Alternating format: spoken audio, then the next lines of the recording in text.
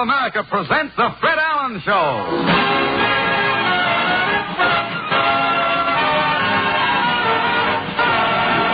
Fred Allen Show with Fred's guests, Jack Benny and Henry Morgan. Fulton Hoppe, Minerva Pius, Peter Donald, Parker Finley, the DeMarco sisters, and Al Goodman and his orchestra. And this is Kenny Delmar speaking for your friendly Ford dealer. Now that summer is here, every single one of the more than 6,400 Ford dealers would like to get his hands on every car that's going around with unsafe brakes, tires, or lights, and give it a good going over. Your Ford dealer would like to get his hands on your car to put it in shape for safe family driving. So bring it in tomorrow, why don't you? His expert service will be a revelation. It saves so much time, trouble, and money. And your Ford will be a lot more fun to drive when Ford-trained mechanics using special Ford equipment have gone over it by factory-approved methods. Give your car a new lease on life. You'll be surprised how little it costs when you take your car to the man who knows Ford's best, your friendly Ford dealer.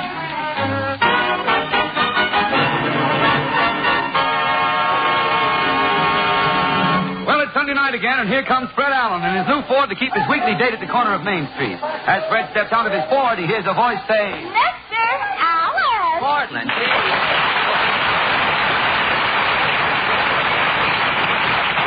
Portland, have you been waiting long? Oh, I've been looking at the pictures outside the newsreel theater. Oh, really? What's new in the newsreels this week? The Gregory Pecks had another boy. Yeah? They have 3 boys now. 3 little pecks, eh? One more peck, and they'll have a bushel. Yeah? Yeah? What is that? What is that? Well, I'd like to start things off with a laugh. With a laugh. It would be better if you started things off with a joke, you know. Oh, a joke? Yes. As the envelope said to the postage stamp, stick to me and we'll go places. Now, wait a minute. Now, look, wait a minute. Don't... Well, I'm as hot as last Wednesday. You are as hot as any corner of an ice cube. That is... If I can keep up this pace, I'll end up with my own program. Yes, you will. The way radio is going, that is quite possible. Tell me, what else is in the news? Miltonboro has a newspaper column. Oh, I have seen that. I read it from right to left. You know, they have it in the paper where you do. Milton wants everybody to know he's a columnist. I know. Burl walks around Lindy's on his knees so that people will think he's Billy Rose.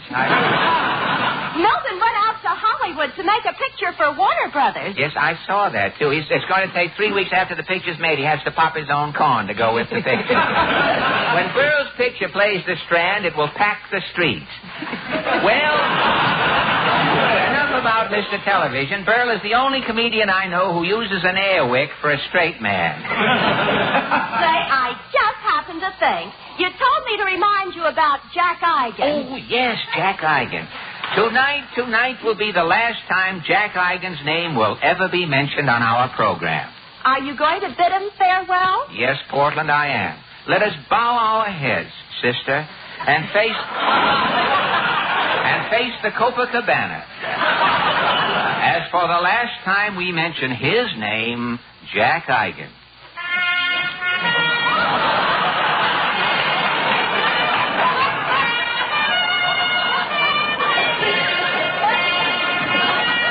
Well, Portland, there's nothing more to say. I think I'll pick up my paper. May I come along? Sure, let's take a walk down Main Street.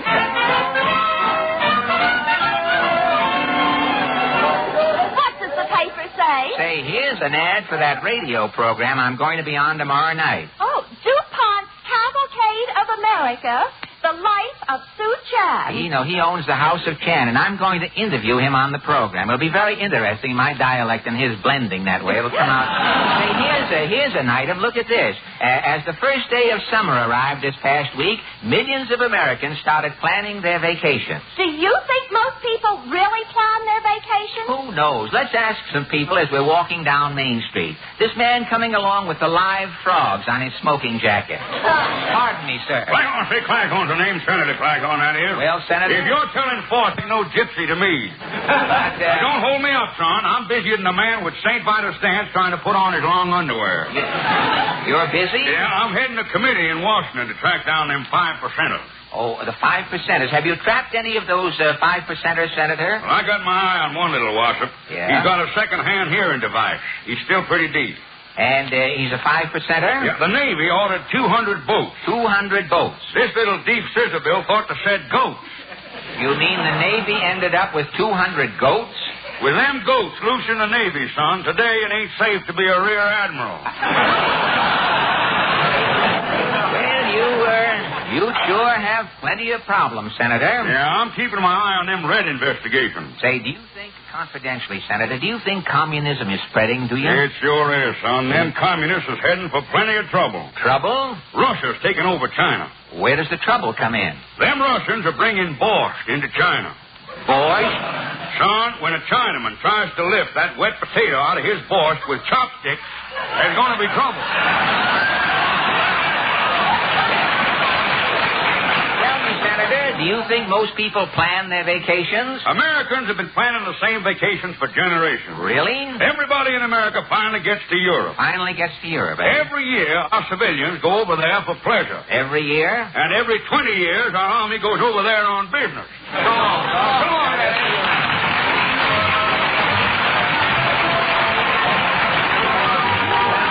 Come on, Portland. Come away from that jewelry store window. I just learned something. Really? The diamond is the hardest mineral in the world. Well, why is the diamond the hardest mineral? It'll make an impression on a woman. Say, that's real good, isn't it?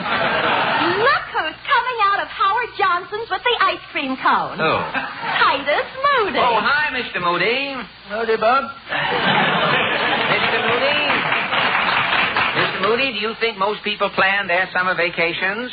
Why, it seems to me everybody spends their summers driving around in automobiles. You are in a position to know this? I'd say so. You would, really? Yeah, I run a roadside stand for motorists. Really? What do you sell?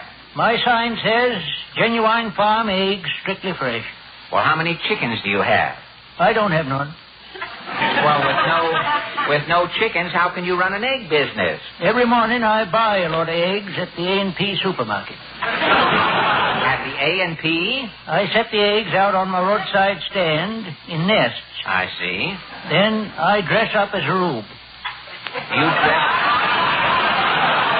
up as a rube, eh? Yeah. I put on a big straw hat. Yeah? Tie a red bandana around my neck. Stick a straw in my mouth.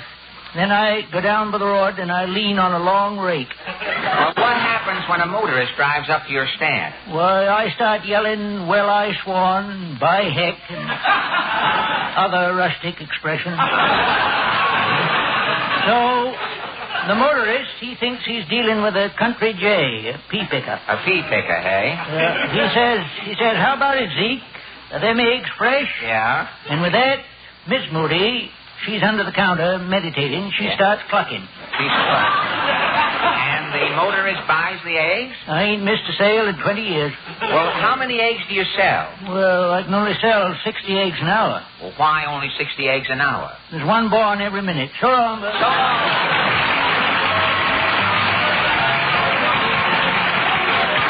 Well, come on, Portland. Let's cross over here. Look who's turning the corner. Mrs. Nussbaum. Mrs. Nussbaum, do you think most people plan their vacations? Not me. In the summer, it's too hot for taking vacations. Too hot, you say? Last year at Far Rockaway, my little puppy, a water spaniel, is percolating to death. Oh. You lost your dog? Well, what did you do? To my puppy, I'm dedicating a poem. Oh, really? What is it called? A puppy on a hot day I wouldn't want to be.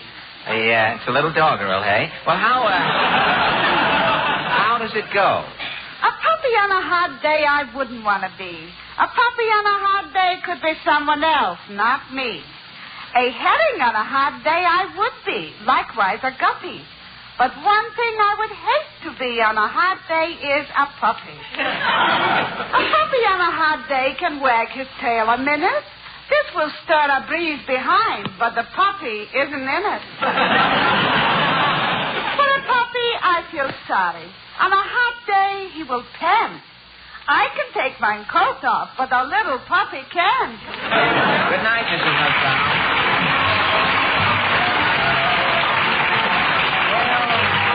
Well, Portland, walking down Main Street is like reading a dull book. It's good to come to the end. You haven't found out anything about people planning their vacations, have you? Well, I tell you, I'll try one more passerby. This little man coming along with the horseshoe crab for a tie pin. Hi, chum.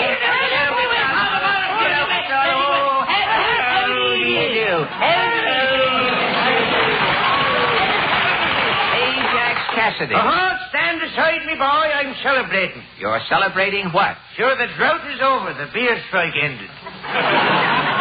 Well, you look as though you've been making up for lost time. I think I drank too much beer. Really? Why? Every time I perspire, me perspiration has a head on it.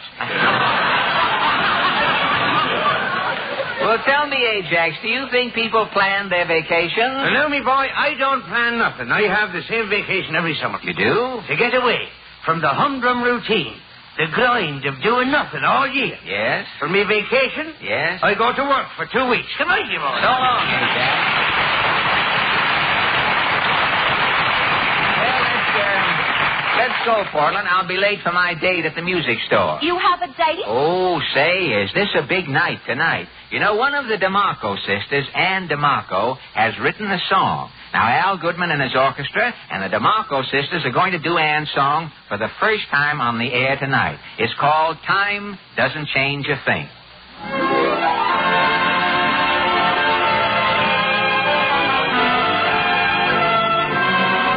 Since you have gone, I can't go on.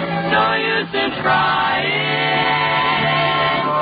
For time didn't change a thing. I miss you so, you ought to know. You left me crying. And time didn't change a thing. My friend said I'd forget you, but I don't know where to start. How can I get you off my mind when I can't get you out of my heart? Come back to me and you will see my love's undying. 'Cause time didn't change a thing. No, time didn't change a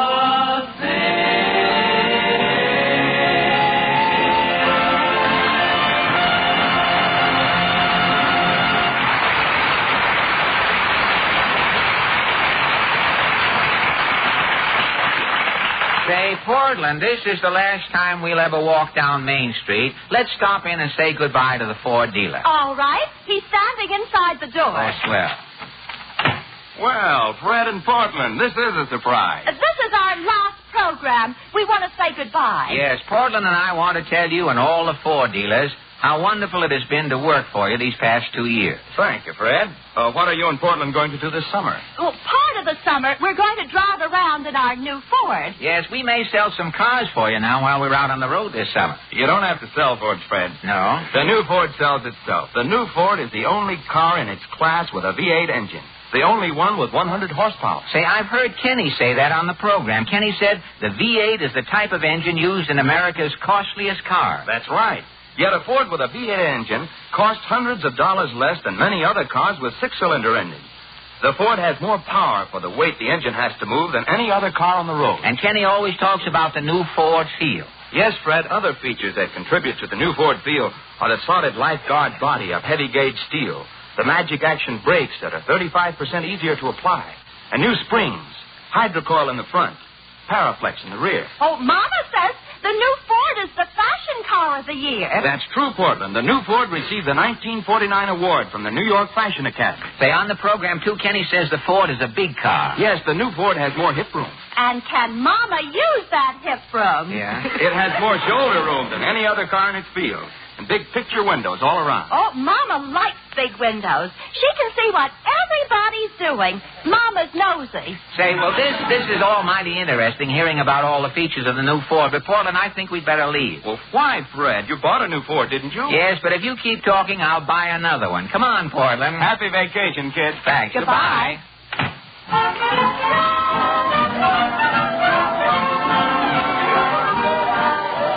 Gosh, it sure is hot out tonight, Portland. I think I'll stop in the drugstore and get a frozen frosted. A frozen frosted. Ought to go good now. Well, I'll see you later then. Good night. Good night, Portland.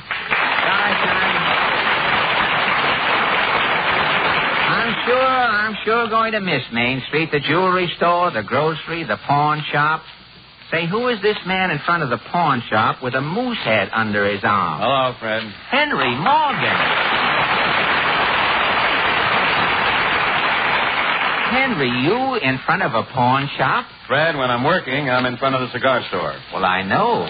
When I'm not working, I'm in front of the pawn shop. I got to hawk this moose head. Hot, but Henry, you've been working all winter. I know I have, Fred, and I appreciate it.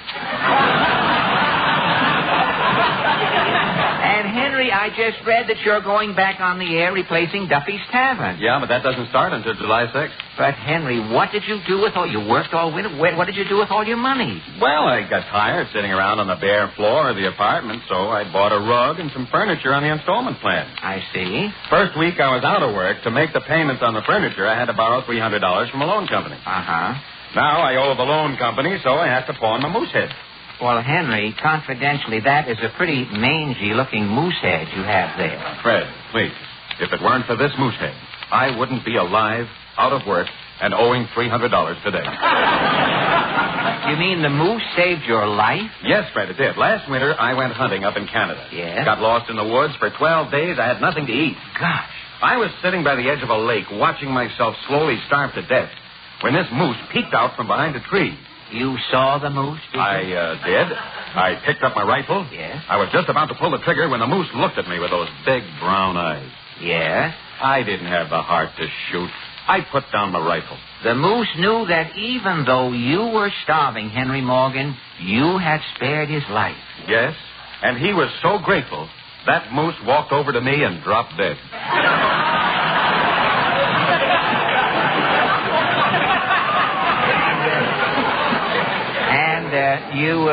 You ate the moose? I tried to eat him, Fred, but I couldn't look into those big brown eyes. No. So I went around where the moose couldn't see me. And you ate your fill? Took me 3 days. And when you finished? Well, there was nothing left but the moose head. Fred, this moose head is my dearest friend. In fact, it's my only friend. Well, Henry, if this moose head means so much to you, why pawn it? Well, Fred, I got to raise $300. $300. If I don't pay the Mohawk Loan Company by 4 o'clock, I'll lose my furniture. Well, who owns this Mohawk Loan Company? I don't know who the chiseler is, Fred. Yeah? But he wants his $300 by 4 o'clock today. Just this morning in the mail, I got a postcard showing a man sitting in the electric chair. Underneath, it said, "Don't let this happen to you. Pay your loan to Mohawk." Henry, you have got to get $300. But where? I think I know where, Henry. Follow me.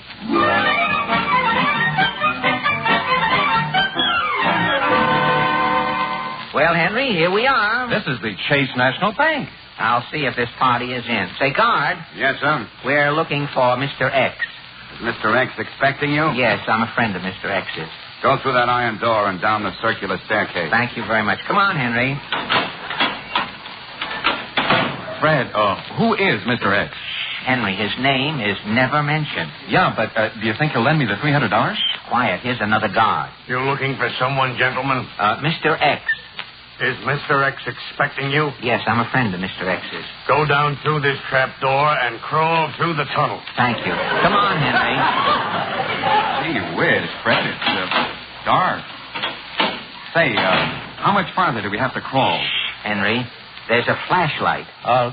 Who goes there? It's all right, guard. We have some business with Mr. X. Mr. X is in his personal vault. Straight ahead. Thank you. Come on, Henry. Help me open this door.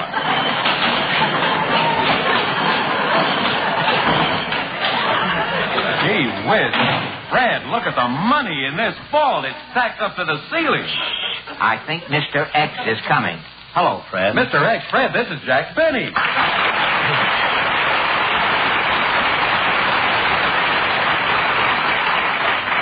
Well, Mr. X?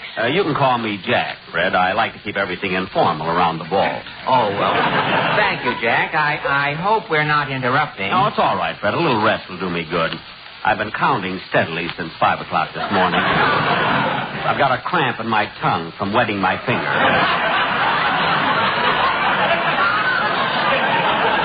Jack, meet a friend of mine. I'm Henry Morgan.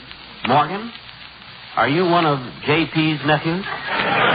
No, I'm not related to J.P. Morgan. You're not? No. Oh. Well, Fred, what's new?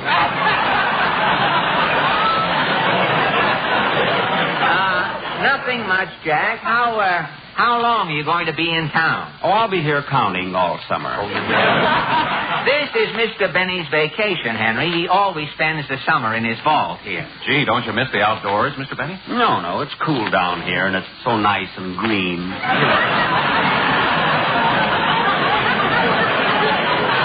Hey, you know something? I wouldn't mind spending a summer down here myself. Mr. Morgan, is this the first time you've ever been in a vault? This is the first time I've ever been in a bank. You don't believe in banks? Banks don't believe in me. Jack, why don't you show Henry around your vault? I'll be glad to, but before we start, Mr. Morgan, I have to take a few precautions. Precautions? Yes. First, I'll have to examine the bottom of your shoes. For what? Chewing gum. See, last summer, Rudy Valley came in here with chewing gum on his shoes, and when he left, 20 $10 bills were missing, and Rudy was 4 inches taller. Henry, why don't you take off your shoes? All right, I think I will. Mr. Benny, you mind if I go through in my bare feet? No, not at all. I'll carry your shoes just in case. Oh, thank you. Now, before we start, Mr. Morgan, are you a student of money? Well, Henry knows what money is. But I haven't been exposed to it lately. Well, I generally give this talk with a pointer. Well, do the best you can. All right, I'll use one of my fingers. A long finger would be helpful. Now, Mr. Morgan, over here are my 5s, here are my 10s, here are my 20s, and this stack here is Confederate money. Jack, what are you doing saving Confederate money? Well, if the South ever comes back, brother, I'll be the John D. Rockefeller of Atlanta.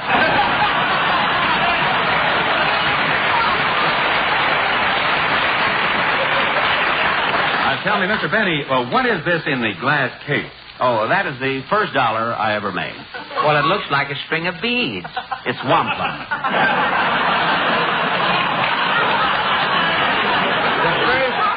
The first dollar you ever made was wampum? Yes. A nearsighted Indian passed through Waukegan when I was a boy. I sold him my mother's shawl for a blanket. Oh, I see. Jack, don't you ever think of anything else but money? If I ever do, I'll go right to a psychiatrist. Tell me, when did you first think of money, Mr. Benny? The day I was born, I was a bottle baby. I know, but a lot of babies were bottle babies. Well, I was the first baby that ever got a nickel back on the bottle.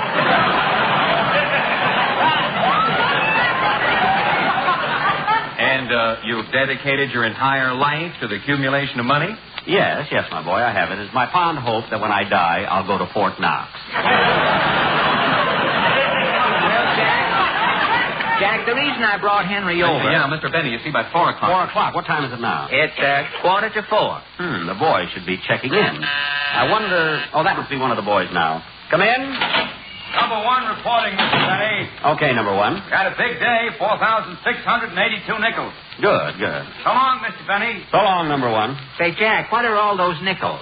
I run my own turnstile in the subway. But nickels? If the city went to a dime, I'm cleaning up. Mr. Benny. Excuse me, Mr. Morgan. That's probably one of the other boys. Come in. Here you are, Mr. Benny. Oh, thanks, Mert. We had a big day today, 7,600 nickels. Good. So long, Mr. Benny. So long, Mert. Jack, another turnstile? No, I also run my own slot at the automat. But how do you... I have a compartment with a live herring in it. A live herring? When someone puts a nickel in the slot and the little window opens, yes, the herring feels the draft and slaps the window closed with his tail. Jack, you mean? I trained this herring and it was time well spent. Well, how long have you had the herring working for you in the automat? Only 6 months. He's already brought me in over $800.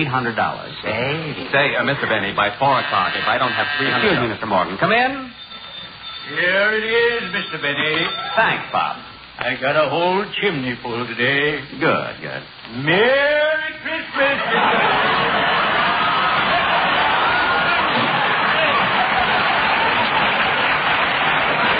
Merry Christmas, Bob. Say, Jack, what is that Santa Claus doing in here? Why, he works for me, Fred. A Santa Claus working in June? It's for people who do their Christmas shopping very early.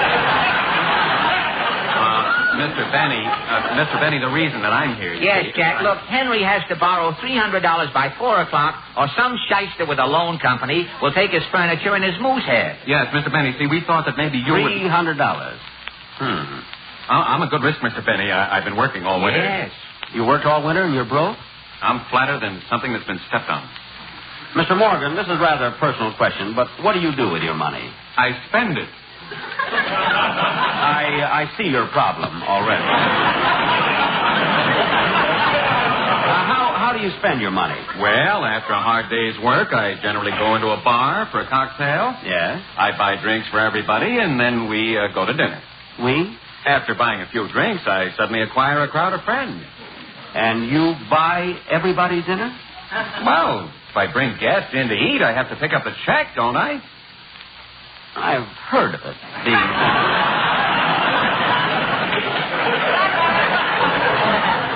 Well, after dinner, the whole gang follows me to a nightclub. I pay the check and tip everybody wearing a mess jacket. Always end up broke. That's why I need $300. Mr. Morgan, if you would do as I do, you wouldn't need $300. Well, what do you do? Well, after a hard day's work like you, I go into a bar. And you buy a drink? First, I let out a shriek so everybody sees me, and then I faint. You faint? A crowd gathers. Somebody gives me 3 or 4 brandies to bring me to. I get up off the floor, shake hands all around, and leave for dinner.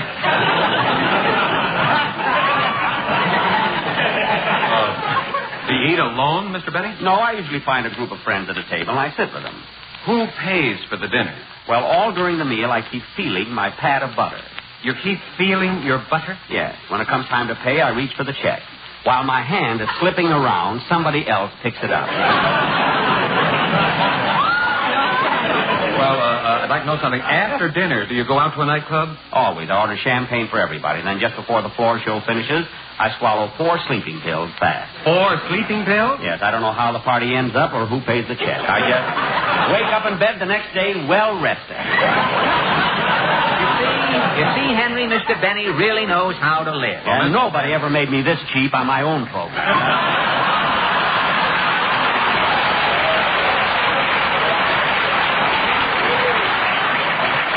Well, Mr. Benny, I'll certainly follow your advice. Oh, there's just one more thing. Yes, Mr. Morgan. Can you let me have $300? Yes, Jack. Henry has to have $300 by 4 o'clock. 4 o'clock? Why, it's 5 after 4 now. Excuse me, that's the phone. I'll answer it in the booth.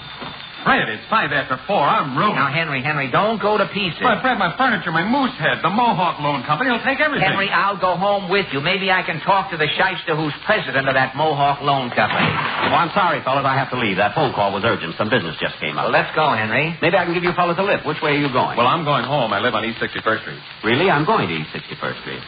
I live at 331. Now, that's a coincidence. I'm going to 331. Then you must be coming to my house. I don't know. I have to pick up some furniture and a moose head. Jack, steady. Besides running a turnstile in the subway, a slot in the I also happen to be the shyster who's president of the Mohawk Loan Company. This is NBC, the national broadcasting company.